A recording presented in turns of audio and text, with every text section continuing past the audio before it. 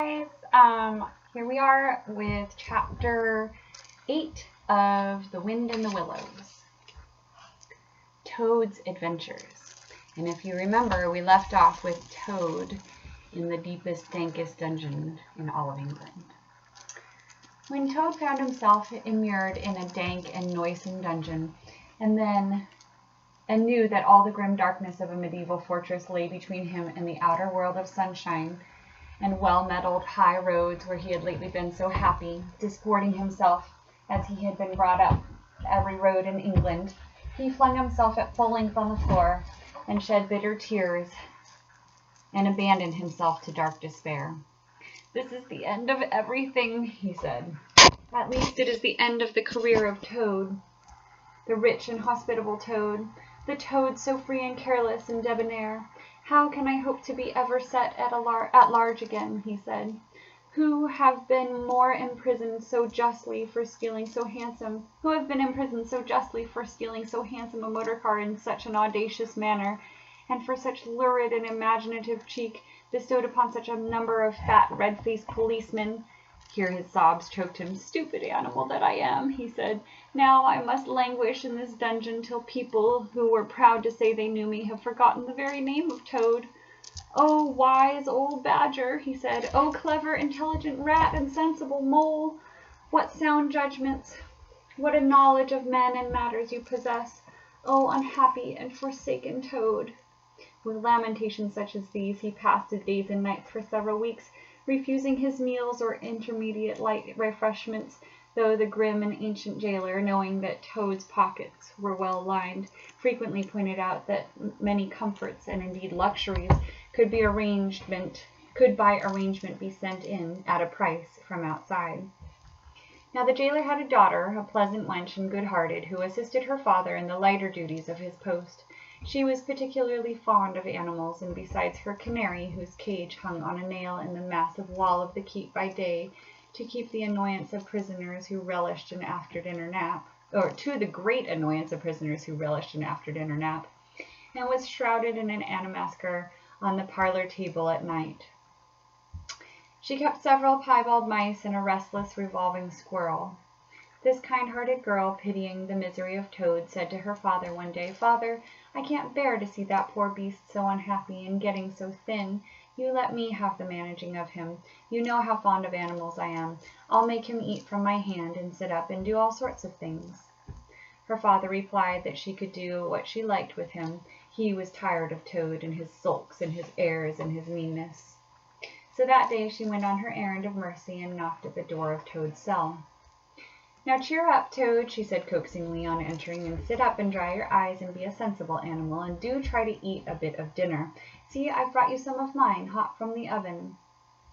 It was bubble and squeak between two plates, and its fragrance filled the narrow cell. The penetrating smell of cabbage reached the nose of Toad as he lay prostrate in his misery on the floor, and gave him the idea for a moment that perhaps life was not such a blank and desperate thing as he had imagined. But still he wailed and kicked with his legs and refused to be comforted.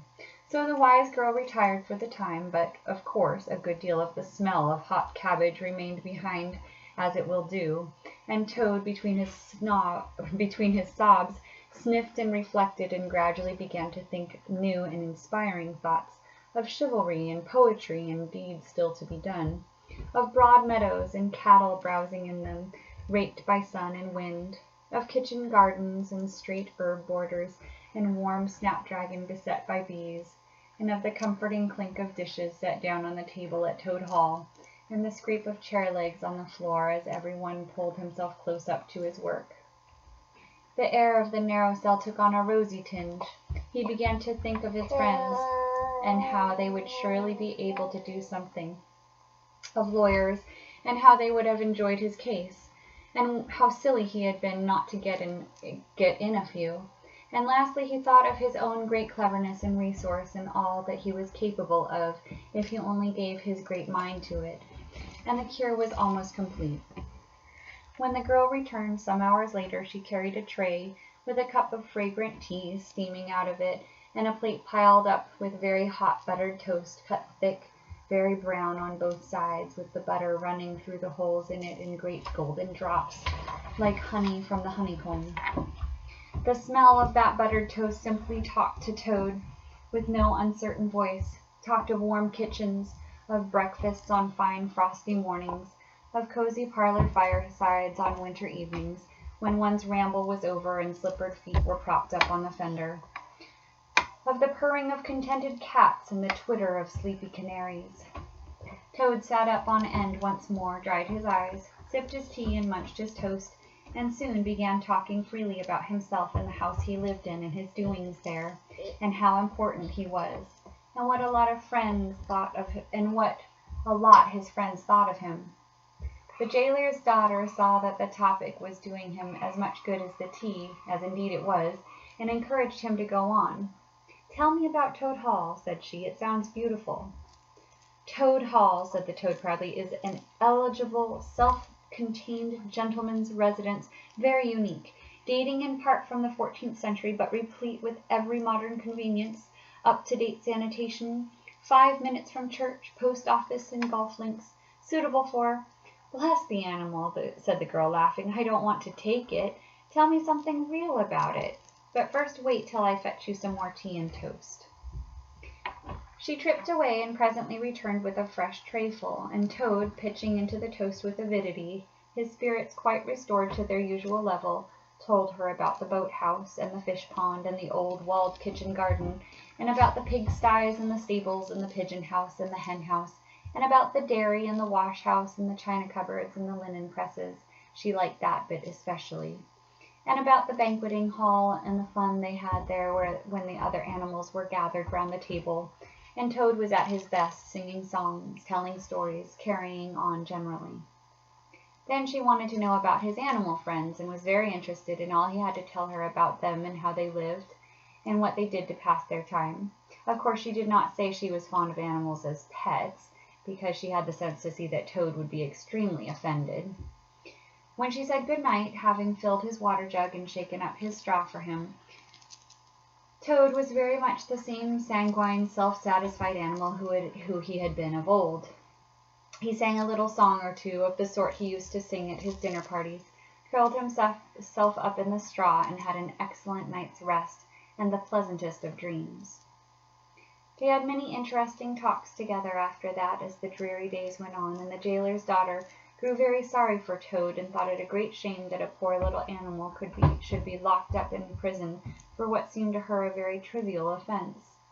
Toad, of course, in his vanity, thought that her interest in him proceeded from a growing tenderness, and he could not help half regretting that the social gulf between them was so very wide, for she was a comely lass and evidently admired him very much. One morning the girl was very thoughtful and answered at random, and did not seem to Toad to be paying proper attention to his witty sayings and sparkling comments. "Toad," she said presently, "just listen, please. I have an aunt who is a washerwoman." "There, there," said Toad graciously and affably. "Never mind. Think no more about it. I have several aunts who ought to be washerwomen." "Do be quiet a moment, Toad," said the girl. "You talk too much. That's your chief fault. And I'm trying to think, and you hurt my head. As I said, I have an aunt who is a washerwoman. She does the washing for all the prisoners in this castle. We try to keep any paying business of that sort in the family, you understand. She takes out the washing on Monday morning and brings it in on Friday evening. This is a Thursday. Now this is what occurs to me. You're very rich, at least you're always telling me so, and she's very poor. A few pounds wouldn't make any difference to you, and it would mean a lot to her. Now, I think if she were properly approached, squared, I believe is the word you animals use, you could come to some arrangement by which she would let you have her dress and bonnet and so on, and you could escape from the castle as the official washerwoman. You're very alike in many respects, particularly about the figure." "We're not," said the Toad in a huff. "I have a very elegant figure for what I am." "So has my aunt," replied the girl, "for what she is. But have it your own way, you horrid, proud, ungrateful animal, when I'm sorry for you and trying to help you." Yes, that's all right. Thank you very much indeed," said the Toad hurriedly. "But look here, you wouldn't surely have Mr. Toad of Toad Hall going about the country disguised as a washerwoman?" "Then you can stop here as a toad," replied the girl with much spirit. "I suppose you want to go off in a coach and four." Honest Toad was always ready to admit himself in the wrong. "You are a good, kind, clever girl," he said, "and I am indeed a proud and stupid toad. Introduce me to your worthy aunt, and if you will be so kind, and I have no doubt that the excellent lady and I will be able to arrange terms satisfactory to both parties." Next evening the girl ushered her aunt into Toad's cell, bearing his week's washing pinned up in a towel. The old lady had been prepared beforehand for the interview, and the sight of certain gold sovereigns that Toad had thoughtfully placed on the table in full view practically completed the matter and left little further to discuss. In return for his cash, Toad received a cotton print gown, an apron, a shawl, and a rusty black bonnet. The only stipulation the old lady made being that she would be gagged and bound and dumped down in a corner.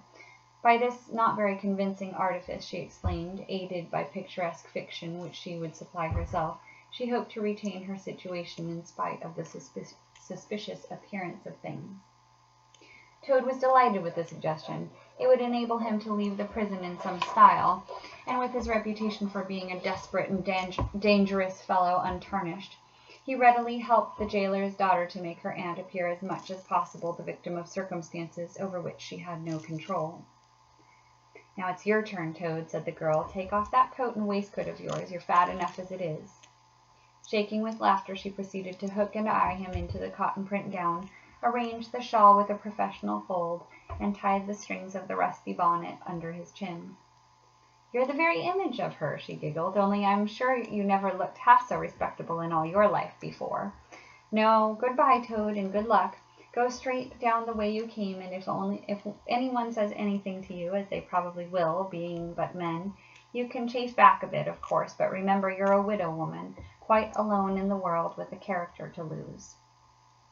With a quaking heart, but as firm a footstep as he could command, Toad set forth cautiously on what seemed to be a most harebrained and hazardous undertaking, but he was soon agreeably surprised to find how easy everything was made for him, and a little humbled at the thought that both his popularity and the fact that he was a woman seemed to inspire it, were really another's. The washerwoman's squat figure in this familiar cotton print seemed a passport for every barred door and grim gateway, even when he hesitated, uncertain as to the right turning to take. He found himself helped out of his difficulty by the warder at the next gate, anxious to be off to his tea, summoning him to come along sharp and not keep him waiting there all night.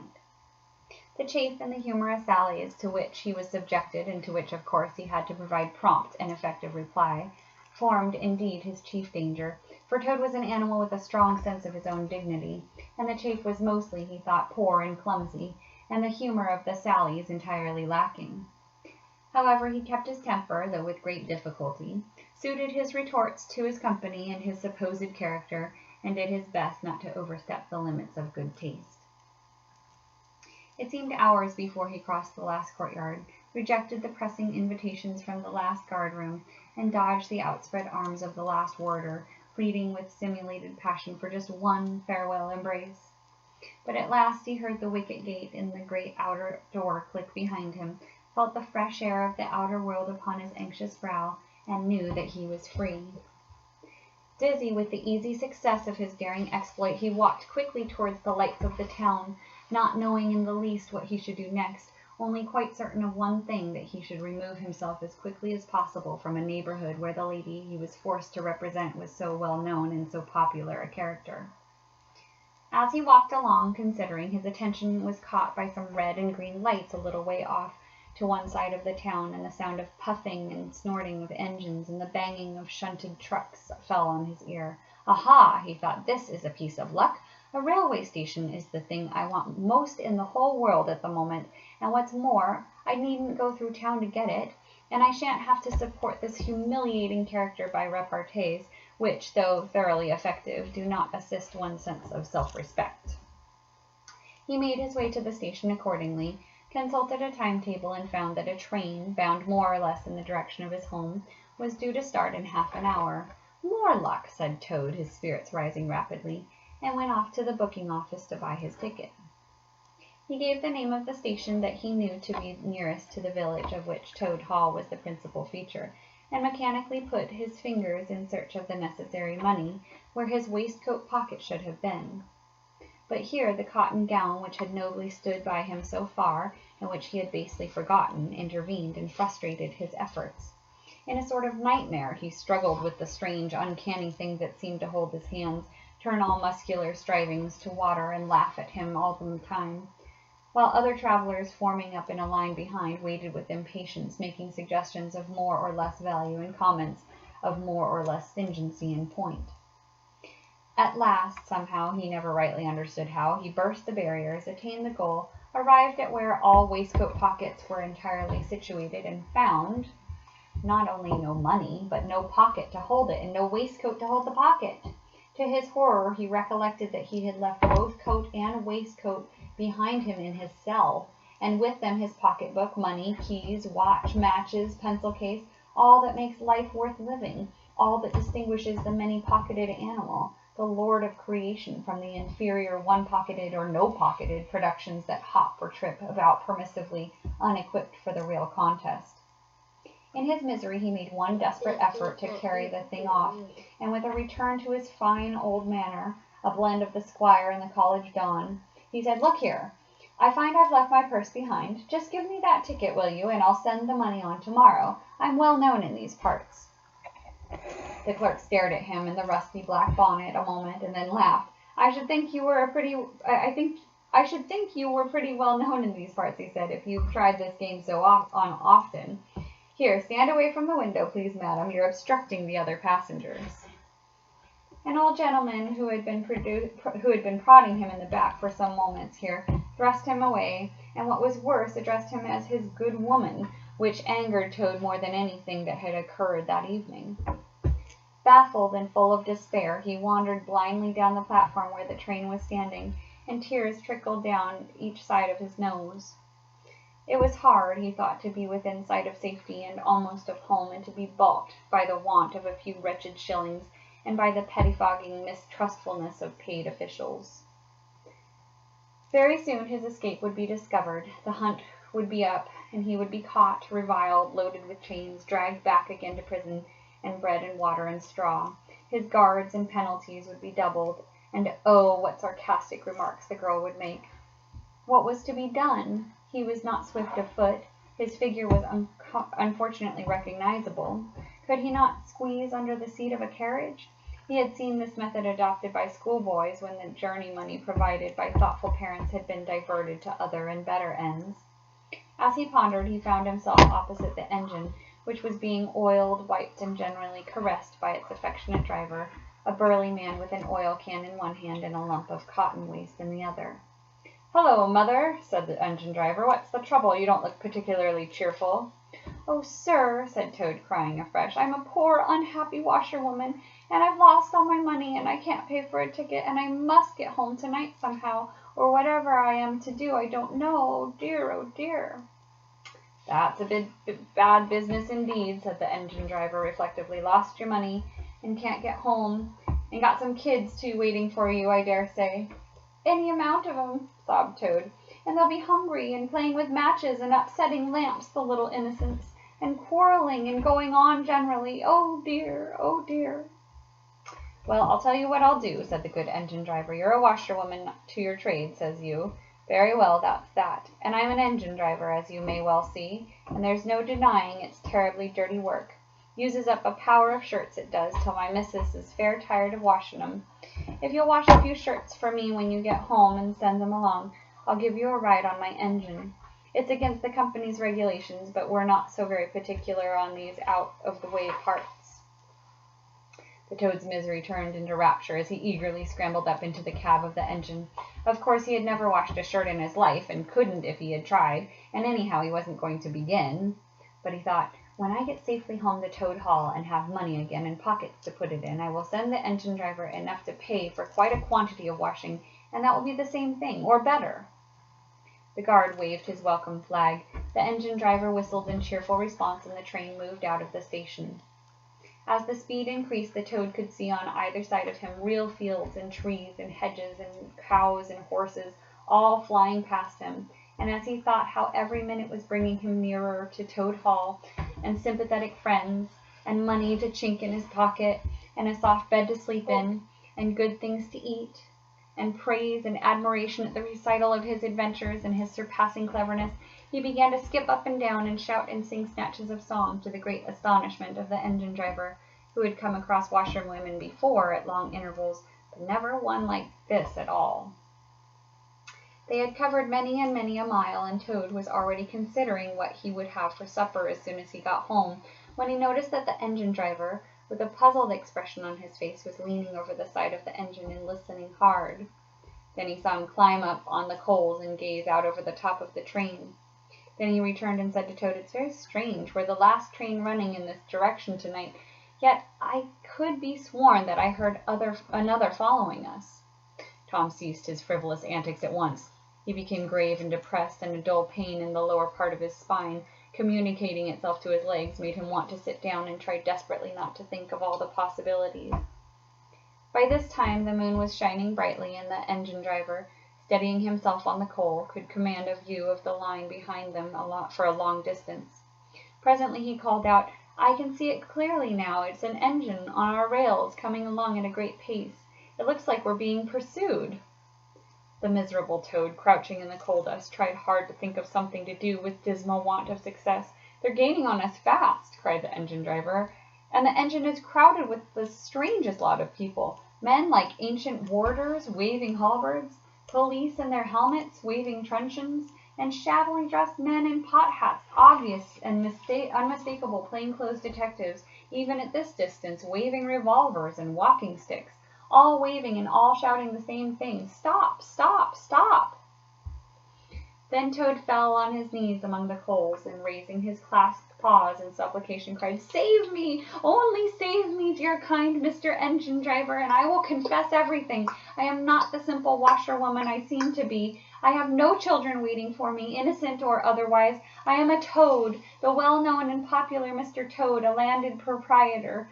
I have just escaped by my great daring and cleverness from a loathsome dungeon into which my enemies had flung me, and if those fellows on that engine recapture me, it will be chains and bread and water and straw and misery once more for poor, unhappy, innocent Toad." The engine driver looked down upon him very sternly and said, "Now tell the truth. What were you put in prison for?" "It was nothing very much," said poor Toad, coloring deeply. "I only borrowed a motor car while the owners were at lunch. They had no need of it at the time. I didn't mean to steal it, really. But people, especially magistrates, take such harsh views of thoughtless and high-spirited actions."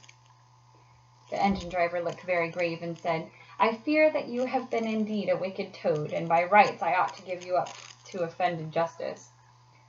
But you are evidently in sore trouble and distress, so I will not desert you. I don't hold with motor cars for one thing, and I don't hold with being ordered about by policemen when I'm on my own engine for another. And the sight of an animal in tears always makes me feel queer and soft-hearted. So cheer up, Toad, I'll do my best, and we may beat them yet." They piled on more coals, shoveling furiously. The furnace roared, the sparks flew, the engine leapt and swung, but still their pursuers slowly gained. The engine driver, with a sigh, wiped his brow with a handful of cotton waste and said, "I'm afraid it's no good, Toad. You see, they're running light, and they have the better engine. There's just one thing left for us to do, and it's your only chance. So attend very carefully to what I tell you. A short way ahead of us is a long tunnel, and on the other side of that the line passes through a thick wood.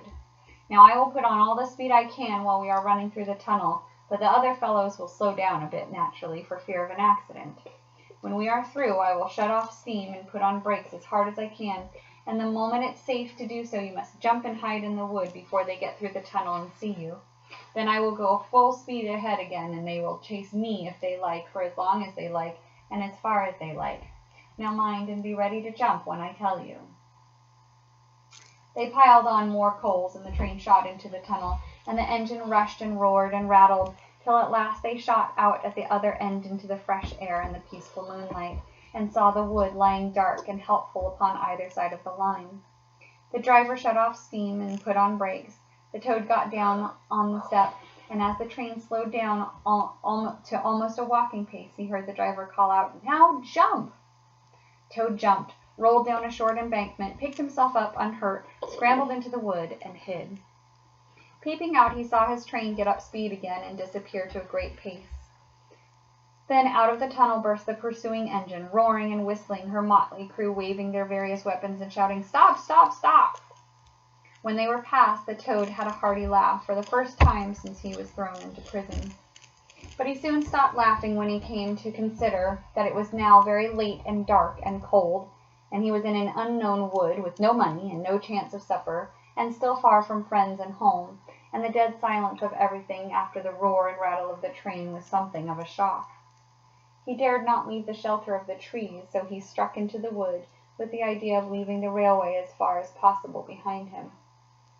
After so many weeks within walls, he found the wood strange and unfriendly, and inclined, he thought, to make fun of him. Night jars, sounding with mechanical rattle, made him think that the wood was full of searching warders closing in on him. An owl, swooping noisily toward him, brushed his shoulder with its wing, making him jump with the horrid certainty that it was at hand, then flitted off moth-like, laughing its low hoo, hoo, hoo, which Toad thought in very poor taste. Once he met a fox who stopped, looked him up and down in a sarcastic sort of way, and said, "Hello, washerwoman, have a pair of socks and a pillowcase short this week? Mind it doesn't occur again," and swaggered off, sniggering. Toad looked about for a stone to throw at him, but could not succeed in finding one, which vexed him more than anything. At last, cold, hungry, and tired out, he sought the shelter of a hollow tree, where with branches and dead leaves he made himself as comfortable a bed as he could, and slept soundly till the morning. And that's where we'll leave off poor Toad in making his escape. All right, thanks for listening, guys. Bye. Yeah.